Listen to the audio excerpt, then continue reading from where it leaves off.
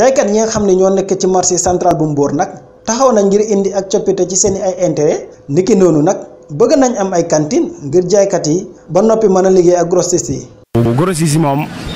ñun ak ñoom daanaka ay frère lan ndax bari na ci ñoo xam ni jaar nañ fii ci marché bi yàlla def ñu am benn mairie bu bees muy Cheikh Issa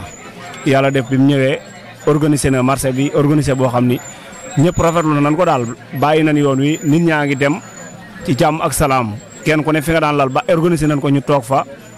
ci jàmm ak salaam ñun ak grossistes yi nag ay frère lan amuñu benn problème instant yi moom franchement. ba léegi nag ñenn ñi amuñu ay place yu ñu mën a teg seen ay marchandises. su boo léegi ñun teguñ suñu bagage laluñu dama gàddu nii te gàddu bi ne doxul quoi parce que boo amee ay ñaari saako ay bagage foog nga lal ko ñu lay seen di la gis di mën ngay soq ndànk-ndànk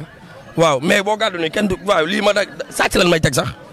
dimbali jaaykat yi mooy nga dimbali ndaw yi Sénégal ndax solo nañ ku leen teg loxo ngir ñu mën a am coppite ci seen i dundin. ñu ngi lancé waat encore une fois message maire ci fonds communal bi marchand ambulant yi war nañ ci am part ndax ci dëkk bi leen dëkk seen bokk seen lépp dëkk bi leen te am na lu ñuy injecté ci mairie bi chaque jour chaque année et chaque mois ku nekk xam ne am na apport bi kon nag bu fonds communal génnee ñoom it war nañu fexe ñu am ci waaw loolu tamit ñu ngi koy lancé encore une fois ni ko képp koo xam ne marchand ambulant su amee opportunité de déposer rek